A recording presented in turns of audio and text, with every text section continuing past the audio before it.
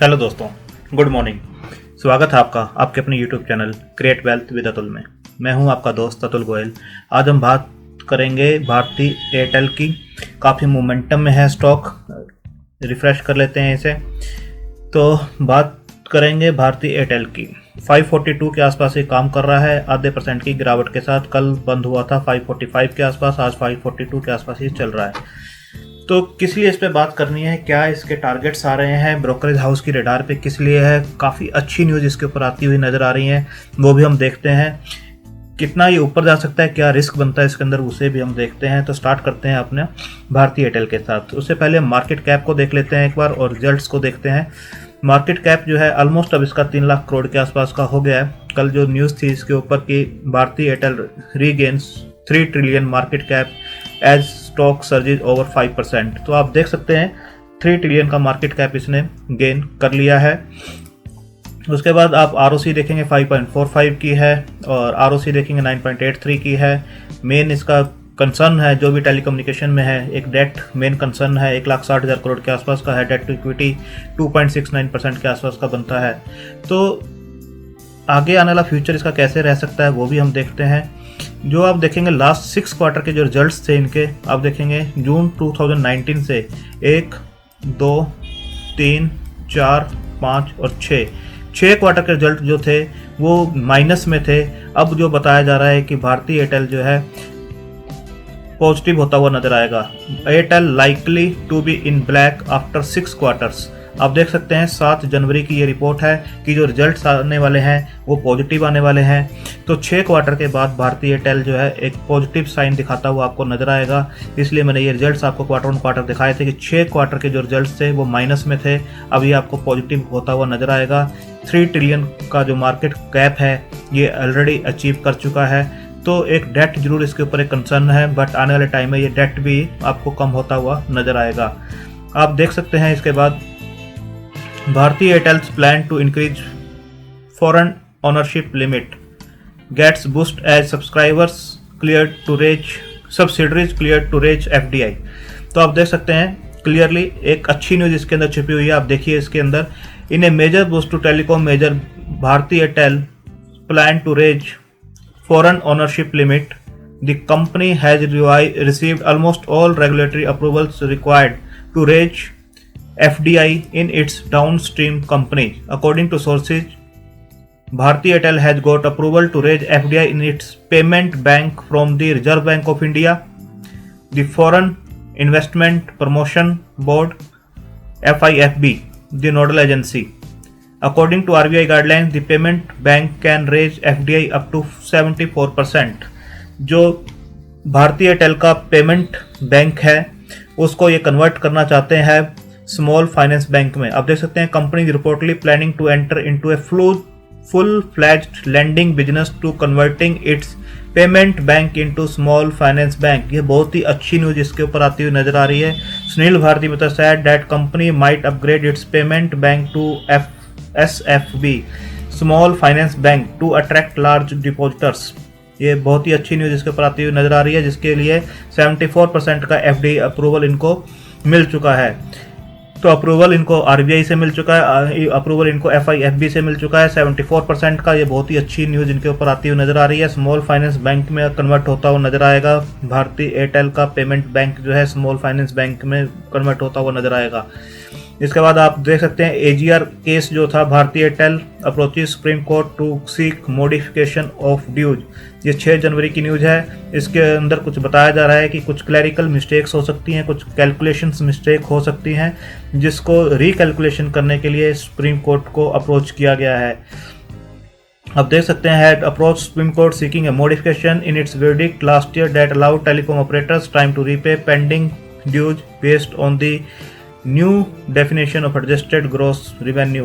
तो द्वारा अप्रोच किया गया है, उसके अंदर द्वारा असेसमेंट के लिए अप्रोच किया गया है। यहाँ से भी कुछ डिसीजन अगर अच्छा आता हुआ नजर आता है तो ये इस शेयर के लिए काफ़ी अच्छा होने वाला है। तो एक FDI की न्यूज़ है इसके ऊपर, जो बैंक में स्मॉल बैंक में कन्वर्ट होने जा रहा है। और सेकंड है सुप्रीम कोर्ट को जो अप्रोच किया गया है मॉडिफिकेशन ऑफ ड्यूज के लिए।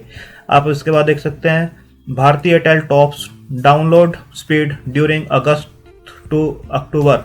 तो क्वालिटी देखिए इनकी, ये 8 जनवरी की रिपोर्ट है। भारती एयरटेल ने टॉप किया है download speed during August to October. तो एक अच्छी न्यूज़ इसके ऊपर यहाँ से भी आती हुई नज़र आती है। इसके बाद देखिए due to announces auction date for spectrum sale in India, Jio Airtel Vodafone expected to bid. ये 7 जनवरी की शाम की न्यूज़ है। Due to announces auction date for spectrum sale in India. तो आने वाले टाइम में इसके अंदर भी मोमेंटम होता हुआ नज़र आएगा आपको। जो इनके एक्सपायर होने वाले स्पेक्ट्रम्स हैं उनको रिन्यू होते हुए आप देख सकते हैं। तो यहाँ पर भी एक मोमेंटम आपको प्ले होता हुआ नज़र आएगा।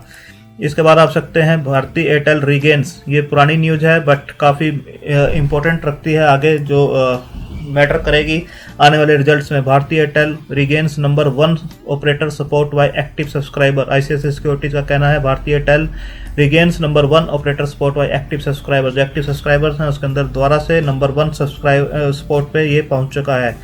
तो अच्छी न्यूज़ इसके अंदर आती हुई आपको हर कॉर्नर से नजर आएंगी। भारती एयरटेल आप देखिए, Bharti Airtel rating buy the outlook for earnings remain strong. आने वाले टाइम में अच्छी अर्निंग्स दे सकता है। जैसे मैंने आपको दिखाया 6 क्वार्टर में माइनस में ये गया था, उसके बाद ये पॉजिटिव होता हुआ भी आपको नजर आएगा। आप टारगेट्स देखिए, 24 दिसंबर को जो टारगेट दिए गए हैं मोतीलाल ओसवाल की तरफ से buy Bharti Airtel, target price 650। अभी जो स्टॉक चल रहा है 540 के आसपास चल रहा है और 650 के टारगेट्स इसके अंदर दिए गए हैं मोतीलाल ओसवाल की तरफ से।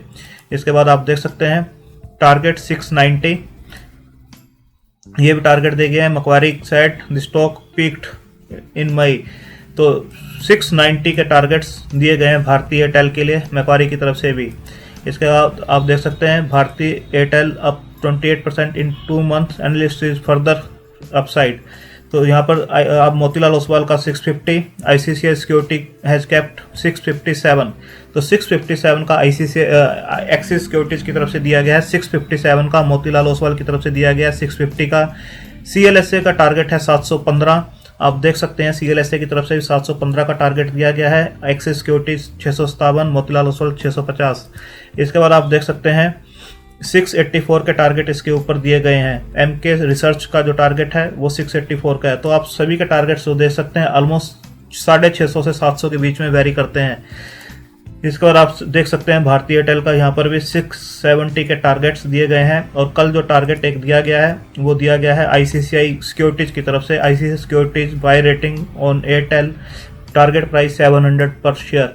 तो 540 के आसपास का शेयर चल रहा है। कोई भी डिप इसके अंदर आता है तो एक बाइंग अपॉर्चुनिटी बनता है, क्योंकि फंडामेंटल्स आने वाले टाइम में बहुत इसके मजबूत होने वाले हैं। जिस हिसाब से ये स्मॉल बैंकिंग सेक्टर में भी उतर रहा है, पेमेंट्स जो एयरटेल पेमेंट से स्मॉल बैंकिंग सेक्टर में उतर रहा है। और सेकेंडली एफडीआई की लिमिट्स इसकी इंक्रीज हो चुकी है, 74% के आसपास हो चुकी है। और सब्सक्राइबर में नंबर 1 बनता हुआ आपको आने वाले टाइम में नजर आएगा। 6 क्वार्टर के बाद पॉजिटिव रिजल्ट्स आना एक टर्न अराउंड थ्योरी होती है। पूरी डेट को ये कहीं ना कहीं रिड्यूस करते हुए नजर आ रहे हैं। स्पेक्ट्रम का एक जो प्ले होगा इसके अंदर वो भी आपको आने वाले टाइम में दिखेगा। तो टारगेट्स आप देख सकते हैं, सभी ब्रोकरेज हाउस के टारगेट्स बहुत अच्छे हैं। और जो वर्क फ्रॉम होम का कल्चर है, जो डाटा कंजम्पशन का है, जिस हिसाब से आजकल सोशल मीडिया चल रही है और डाटा कंजम्पशन हो रहा है, तो आने वाले टाइम में जो टैरिफ्स हाइक होंगे, इनके मार्च 2021 में टैरिफ्स हाइक भी करने वाली हैं ये सभी कंपनीज। तो आप देखेंगे कि कहीं ना कहीं इनके रिवेन्यूज बढ़ते हुए नजर आएंगे।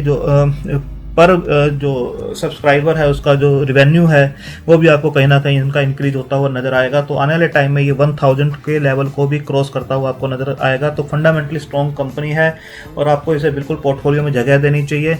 अभी हम शेयर किस रेट पे ट्रेड कर रहा है उसको भी हम देख लेते हैं। आप देखिए एक अगेन उसी पोजीशन में पहुंचता हुआ नजर आ रहा है। यहाँ पर ये रेजिस्टेंस फेस करता है और उसको ब्रेक करने के बाद ये सीधा आपको 800, 780 और 800 के लेवल तक भी पहुंचता हुआ नजर आएगा।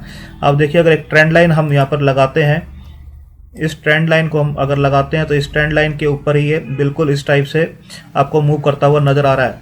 इस ट्रेंड लाइन से ये अपवर्ड मूवमेंट में बिल्कुल आपको नजर आ रहा है। यहाँ पर सपोर्ट लेता है, अगेन ऊपर जा रहा है और इसी हिसाब से ये ऊपर बढ़ता हुआ आपको नजर आएगा।